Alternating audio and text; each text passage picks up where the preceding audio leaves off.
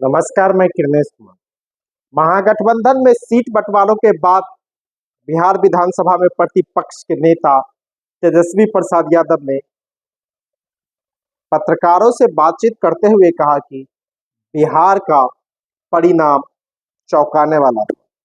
उन्होंने पूर्णिया सीट पर पप्पू यादव के टिकट के सवाल पर भी पत्रकारों के सवालों का जवाब दिया।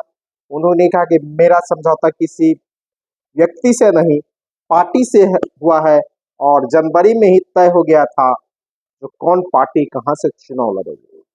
हालांकि जनवरी में ही के अंतिम सप्ताह में नीतीश कुमार भी महागठबंधन से अलग हो गए हैं और तेजस्वी ने कहा कि बिहार में इस बार चौंकाने वाले रिजल्ट आए।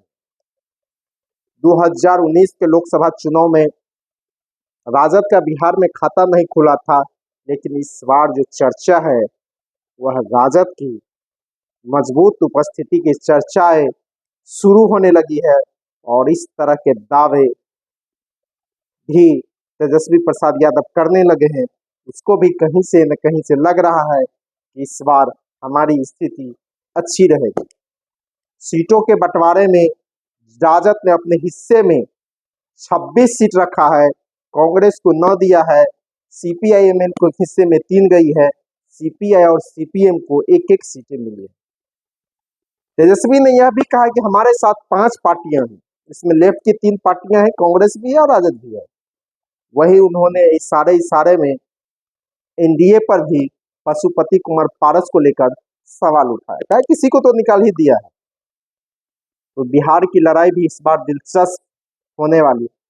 जिस तरह का मैदान इस बार राजद ने सजाया है, राजद ने इस बार फूक फूक के टिकट बांटा है। बक्सर से सुधाकर सिंह होंगे इस बार कैंडिडेट। बक्सर में बीजेपी में बगावत शुरू हो गया है। अश्विनी कुमार चौबे का टिकट कट गया है। मिथिलेश तिवारी के नाम पर बक्सर में विरोध शुरू है और इसी बीच चौसा का कांड भी हो गया, जहां किसानों मजदूरों को दौड़ा दौड़ा कर नीतीश की पुलिस ने पीटी है। इसका भी कहीं न कहीं लाभ बक्सर में महागठबंधन के उम्मीदवार यूपी राजद के उम्मीदवार सुधाकर सिंह को मिलेगा। बीजेपी के उम्मीदवार मिथिलेश तिवारी की दिल्ली बुलाहट हो चुकी है, तो अश्विनी कुमार चौबे अपने क्षेत्र में रो रहे हैं टिकट कटने के बाद। टिकट का प्रेम उसका इस तरह का। इसी तरह गया से कुमार सर्वजीत हैं, औरंगाबाद से अभय कुशवाहा, नवादा से श्रवण कुशवाहा, जमुई से अर्चना रविदास और मुंगेर संसदीय सीट से राजद ने अशोक महतो की पत्नी अनीता कुमारी को टिकट दिया है और इस सीट पर जदयू उम्मीदवार ललन सिंह घिरते हुए दिख रहे हैं। यहाँ से एक और ललन सिंह है जो बीजेपी में है और ललन सिंह के प्रतिद्वंदी है, वही ललन सिंह भी निर्दलीय दावेदारी ठोक दिया है। इसी तरह बेगूसराय सीट सीपीआई के खाते में गई है। यहाँ सीपीआई की जीत के आंकड़े बढ़ते हुए दिख रहा है, उसकी जीत की गारंटी भी बेगूसराय में है।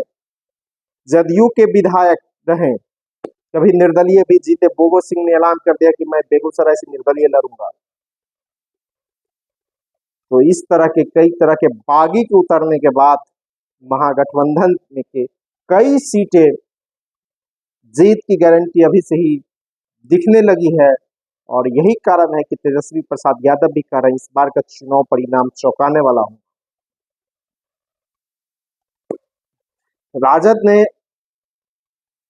अपने हिस्से की जो सीटें रखे उस पर करीब करीब उम्मीदवार भी तय कर दिया है और सबसे ज्यादा टिकट देने की संभावना इस बार महागठबंधन और राजद से कोयरी कुशवाहा समाज के सब सम्राट चौधरी कुशवाहा समाज से हैं। अपनी पार्ट भाजपा के प्रदेश अध्यक्ष है। भाजपा बिहार की 17 लोकसभा सीटों पर चुनाव लड़ रही है, लेकिन एक भी अपने समाज को टिकट दिलाने में सम्राट चौधरी सफल नहीं रहे।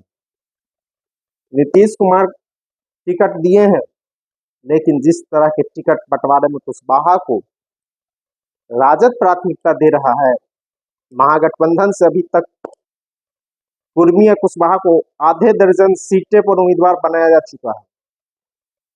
भाकपा माले ने काराकाट से राजा राम सिंह को बनाया है।